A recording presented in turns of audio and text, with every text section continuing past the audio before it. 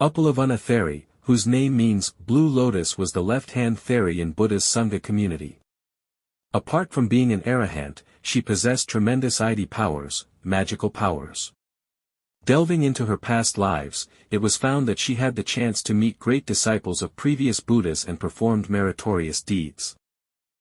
During the time of Kassapa Buddha, she was born as a daughter of King Keiki, the chief sponsor and benefactor of Kassapa Buddha. She and her 6 sisters were very devoted to Buddha, Dhamma and Sangha, just like their father. So devoted they were that, all the princesses asked permission from their father, the king, to join the Bhikkhuni order. The king refused. So, they asked their father to let them remain unmarried and let them perform meritorious deeds, to which their father allowed. It was a big renunciation for the 7 princesses.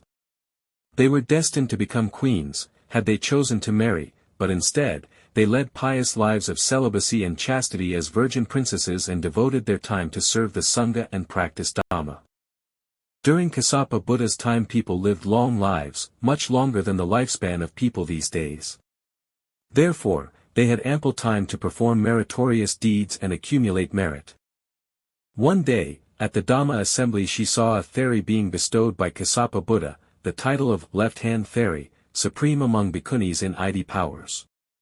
The second eldest princess was so imbued with admiration that she prayed to Buddha that she would also like to be one. Kassapa Buddha prophesied that she would become a left-hand Theri in the time of Gautama Buddha. A strange wish. After that life, she was reborn in Tavamtasa heaven. When her life as a Devi ended, she was reborn in the human realm, to a landowner family, of peasant stock. One day, she was making pop rice near her farm, when she saw a monk on his alms round, serenely, passed by. She donated all the pop rice she was making, 500 pieces in all, and 7 lotus flowers as well. And then, she thought, the monk has no need for the lotus flowers. I like wearing them. She followed the monk and asked to give her the flowers back. The monk gave them back. Again, she had an afterthought, if he does not need it, he would not accept my offering. He probably finds the lotus flowers useful in some way. Then she followed the monk and offered the lotus flowers again. The monk was in reality a Pikaka Buddha, just arisen from the highest jhana meditation. She then made a solemn request. Because of this Kasala deed, in my next life, may lotus flowers appear beneath my feet with every step I take. May I also be blessed with 500 sons. Because of this Kusala deed, in my next life, may lotus flowers appear beneath my feet with every step I take. May I also be blessed with 500 sons? At that time, she had no idea that her request and action would manifest themselves in her next life in a way she never imagined. Padumawati, the Lotus Princess. In her next life, she was born in human realm, but she had no human parents. A hermit lived alone in a forest far from human habitation. One day he saw a giant lotus bud in the lake near his monastery. It grew larger and larger day by day, until its petals unfolded to reveal a beautiful newborn baby girl inside. The hermit raised her himself, but kept the girl's existence a secret. He named her Padumawati, meaning Lotus Princess. She grew up to be an extremely beautiful girl, and the amazing thing was that a lotus flower appeared under her every footstep.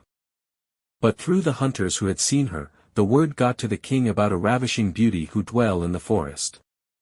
The king sent his men to bring her to the palace. When Padumawati got to the palace, the king made her his queen. He already had 499 queens, who were childless. The king loved and cherished the new beautiful queen so much that he failed to give attention to his other queens. Naturally, the queens became jealous of her and began to put ideas into his head. She was not born of human parents, how can she be a human? You are so captivated by her beauty and charm, because she has cast a magic spell on you. She is an ogress assuming the form of a beautiful woman. One day, she will kill all of us. But the king was not convinced. It cannot be true that such a beautiful and simple girl, with a good heart, be an ogress. To top it all, she became pregnant. The king, who never had a child, despite having 499 queens, was overjoyed. For the jealous queens, this was a good chance to make a treacherous plot. When Padumawati delivered a baby prince, they took away the baby and replaced it with a wooden log. After the baby, named Prince Mahapaduma, was taken away, a miracle took place. From the 499 cells of the baby Prince Mahapaduma, 499 identical baby princes were reproduced. That made 500 sons for Queen Padumawati. The childless queens were not only jealous but felt threatened. They showed the wooden log to the king to confirm that their allegations were true. But the king had no idea that he had 500 sons. The depravity of the queens did not stop there. They persuaded the king to strip Padumawati of the titles and luxuries and banish her from the palace. As soon as Padumawati left palace, the beauty and the magical lotus flowers at her feet all vanished. She looked like a pathetic woman with nowhere to go to. A kindly old woman took her in and they lived together, taking care of each other. The queens further forged a plan to get rid of the princes. They put the babies in little pots and pretending to go to the river for a picnic and floated them down the river. But unknown to them, the forest deities inscribed words on the pots saying, that these children are princes of the kingdom, whoever found them should bring them to the palace. A huge net miraculously appeared in the river and caught all the pots. They were all taken to the palace and the king realized his mistake of believing the malicious words of the queens and falling into their trap by sending his favorite queen away. The king sent messengers far and wide, with the message that anyone who can tell the whereabouts of his queen will be rewarded with 1,000 pieces of gold. When they arrived in front of the old woman's house, Padumawati told the woman to go out and claim the gold pieces. The royal messengers followed her and found their queen inside the house. By that time, her enchanting beauty reappeared. When she was asked to get on the palanquin, she refused, saying that she would walk her way to the palace. Her subjects gasped in awe when they saw the exquisite beauty, the majestic demeanor of their queen and the magic lotus flowers that appeared under every footstep. Back at the palace, the king asked her how she would like to punish the queens who had betrayed her and devastated her life and those of her sons. I will not seek vengeance. They shall remain in the palace as queens. Each one of them will be given a prince to raise as her own son. The queens were grateful to magnanimous Padumawati for sparing their lives and for the sons they can call their own.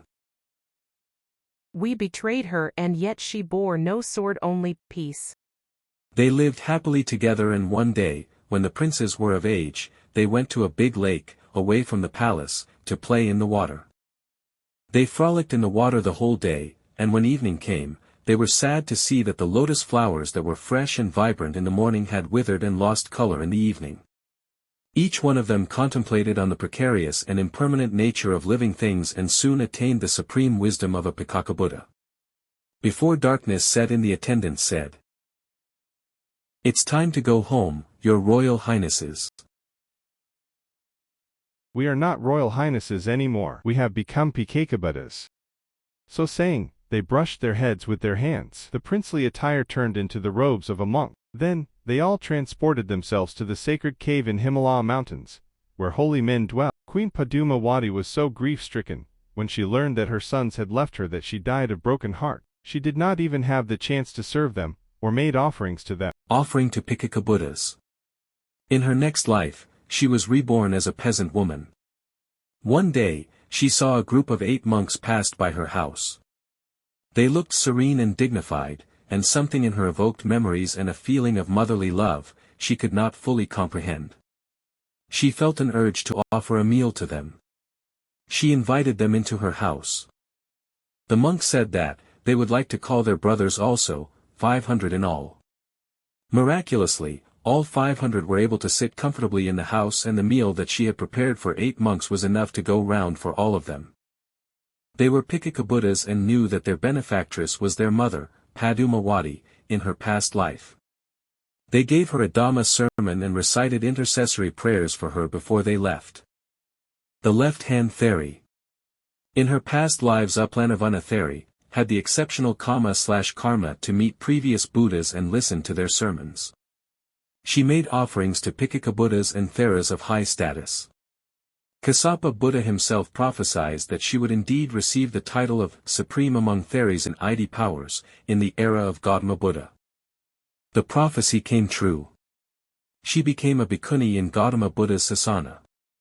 Desiring peace and quiet, away from distractions of human activities, she chose to stay in a secluded forest, which is conducive to meditation. After a few weeks of intense meditation she became an arahant. She also possessed Id powers. It was customary for the bhikkhus and bhikkhunis to visit Buddha when they attained the exalted state of an arahant to receive affirmation and blessings. Upalavana prepared to visit Buddha, in her own ostentatious way. Never the one to spare pomp and grandeur, she created an ornately decorated carriage, drawn by 4 white beautiful horses. Riding the carriage, she set off for Jetvana Monastery. She was taking a rest in the forest, when a stranger appeared and said, "You foolish girl. This forest is a good hideout for bandits and rogues.